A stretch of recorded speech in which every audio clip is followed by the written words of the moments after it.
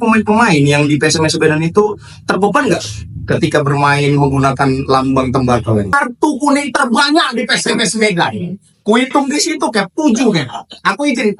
Kita banyak kehilangan poin yang konyol di kandang itu aja. Ya, kehilangan fokus di kandang. Coach Nilma Ijar kebingungan karena sedikitnya partai uji cobanya PSMS Medan. Karena menurut aku musim 2023-2024 paling sedikit nih uji coba. Langsung 20.000 nih pengumuman. Kasihan juga kita juga. Oke, halo dengarkan Skambal 2 TV ya, kira request kalian yang ngobrol-ngobrol sama Kapten PSMS Medan 2 musim berturut-turut nih, 2003-2024, 2024-2025. Siapa yang kalau bukan si 99 Rahmat Hidayat. Tangan gue.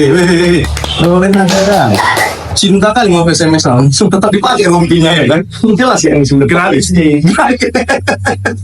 Bang, langsung aja to the point lah bang. Ini kan abang juga kan mau puasa lagi, besok mau stamina lagi ya kan. Beliau ini jaga badan luar biasa lah ya kan. Walaupun aku nengok story-nya dari Dwi Rapi Angga. Setiap main aku kalau pemain Dwi Rapi Angga gitu sedang bermain di lapangan ini beserta pemainnya ini aja. Sama informasi dari Dwi Rapi Angga tentang RH jadi aku bisa tahu. Nah, langsung aja lagi bang. Bang, ini pertanyaan tentang PSMS lah bang. Kan gagal-gagal lagi lah. Ya, sebagai kapten aku tanya. Sebenarnya pemain-pemain yang di PSMS Medan itu terbeban nggak ketika bermain menggunakan lambang tembakau ini? Ya, kalau menurut aku nggak ada terbebani ya. Karena kan itu kan PSMS ini tim besar kan. Sebenarnya semakin semangat, tapi menurut aku kalau IB tanya gitu itu mungkin karena faktor lapangan menurut aku. Jadi lapangan yang dibakar. Nah, itu mempengaruhi permainan naik turun PSMS musim ini gitu menurut aku. Oke, karena kan ada izin apa bang? Apa menghormati lah sebenarnya pemain udah luar biasa apa lah.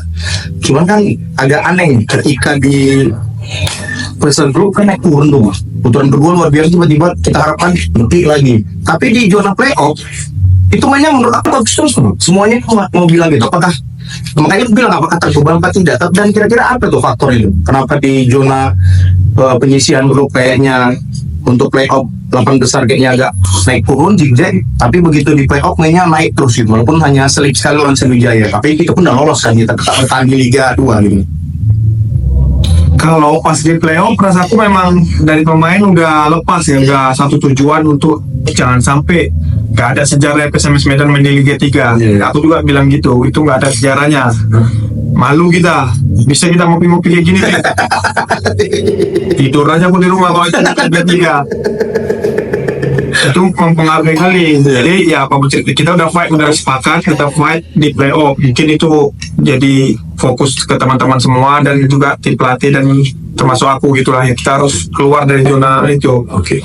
Kalau mengenai di penyisian grup, kalau menurut aku ya hal yang wajar, tapi kita banyak kehilangan poin yang konyol di kandang itu aja. Ya, kehilangan fokus di kandang itu aja. Mungkin kalau kita bisa menang lawan Persiraja atau menang lawan Dejan atau di antara satu tim itu menang, tim selesai ya.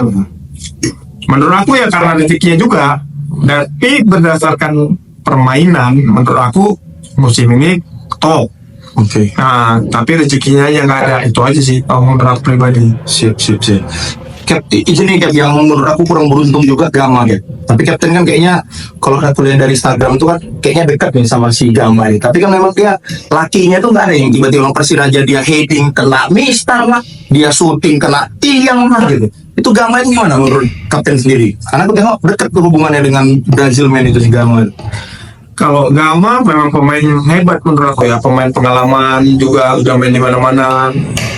Tapi memang dia tipe pemainnya dia mobile gitu. Oke. Mobile, dia minta bola, dia ke kanan, dia ke kiri. Cuman ya masalah cetak gol itu belum oke-nya aja menurut aku. Karena sebenarnya otaknya itu yang Gama juga, karena dia yang mengatur serangan. Kalau yang ngerti sepak bola itu menurut aku. Kalau berdasarkan gol ya susah kita kalau berdasarkan gol gitu. Menurut aku dia perannya sangat penting di ini. Kalau enggak mungkin pelatih mainin dia terus di tengah. Dan dia juga agak menyatu sama aku menurut aku, karena juga dia suka main bola pendek-pendek, selalu passing support ya. Berarti menggantikan Ihsan Pratama juga? Ya, Iya. hampir mirip sama Aisyah pertama. Sip. Kayaknya kapten kan cocok kan. Waktu ini Ramili Gap, kapten orang ini doang yang bagus. Terupas one-two-nya luar biasa. Jadi kesan balik lagi. Terus gini Cang, ini kan kenapa kita bilang naik turun nih Gap. Di putaran kedua kita udah dapat nih kayaknya menurut aku. Ketika sebelum udah cocok nih kayaknya sudah pemain pertamanya. Apakah Coach Nilma Ijar kebingungan karena sedikitnya partai uji cobanya PSMS Medan? Karena menurutku musim 2023-2024 paling sedikit nih uji coba. Biasanya dulu kan pasti lawan Gumarang, ya kapten pasti cekcok. dua kali. Tapi ternyata itu udah lah ya, dan uji coba.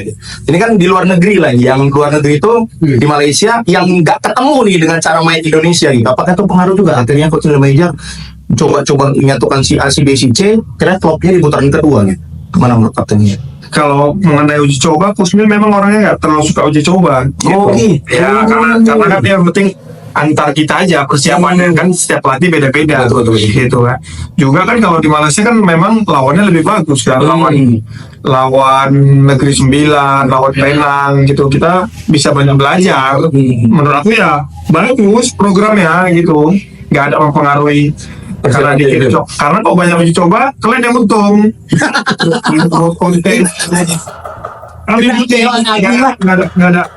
Nggak ada ininya sama kami. Iya. Capeknya kita ya. Iya, tapi konten sedang ya tiap hari. Siap. Terus kan ini, tapi aku kan pernah nih kan, sombong sedikit lah, jadi komentator video.com lah ya kan. Jadi kan aku cari-cari data tuh kayak. Ya. Jadi kaptennya agak serem juga mungkin mau. Pertama pencetak gol terbanyak nomor 2 pada saat itu. Cabral masih 14. Akhirnya Cabral buat gol di situ 15 sesuai dengan targetnya yang dia bilang di ini ya. Kapten utama ada 2 hal yang agak lucu. Satu, pencetak gol terbanyak, kedua setelah Cabral. Kedua kaptennya kan ku cek memang data-datanya. Bayang ini Tunjuk ini kartu kuningnya pada saat itu aja tuh. Kok bisa banyak kali kartu kuning kapten? Apakah memang kapten karena bebannya besar kali akhirnya raba-rabanya kelewatan? Bagaimana sebenarnya? kalau ada beberapa momen memang raba kelewatan, terlalu semangat gitu. Ada beberapa momen gitu. Begini kalau Adi Firmansyah. Ada beberapa momen memang ada beberapa momen memang kelewatan, Lugar memang sering salah kan. Tapi satu lagi ya mungkin ada beberapa momen style C juga. Tapi enggak lah, kita fight memang, di mana aja kita fight gitu. Tapi salah di musim ini sangat jelek, memang kartu kuning paling banyak. Malah antik cuma 2 atau berapa? Padahal stopper ini. Aku terlalu semangat mungkin karena ditonton sama orang Medan itu. Bawa Lucu ya. ya. Tapi abis itu aku nggak ngikutin lagi tuh, karena udah lolos kan. Paling banyak Nambah lagi ya. Itu paling banyak. manajemen bilang apa? Ya lah kan kita hasilnya bagus ya masalah. Yang penting kan menang. Kalau kita nggak ada kartu tapi kita kalah terus ya Ngapain ya kan? Siap. Nggak ada masalah kartu, nggak ada masalah itu. Terus ini kan kayaknya dengan Coach Nil udah nemu chemistry, bahkan cap sudah dibuat kan, kalau bisa udah datang lagi musim depan gitu kan. Udah sayang ya Om. Kira-kira gimana nih gitu dengan hubungan dengan Coach Nil, walaupun kita tahu ya si Coach Nil top lah di Semen Padang juga banyak berprestasi kan. Semen Padang mantan tim nasional lagi. Iya, kira-kira gimana dengan Coach Nil hubungannya, sehingga kayaknya RH jadi cinta nih dengan pelatih saat ini.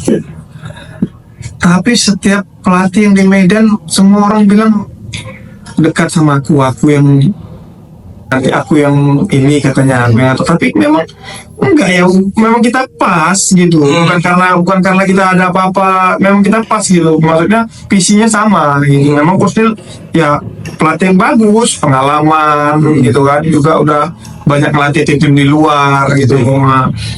Juga dia punya karakter, punya ciri khas. Ya memang pelatih yang bagus gitu, tapi memang rezekinya aja belum ada. Mungkin kalau kita lolos 8 besar menurut aku beda lagi ceritanya mungkin. Nah, bisa aja kita masuk 4 besar menurut aku, karena mainnya makin meningkat mainnya gitu.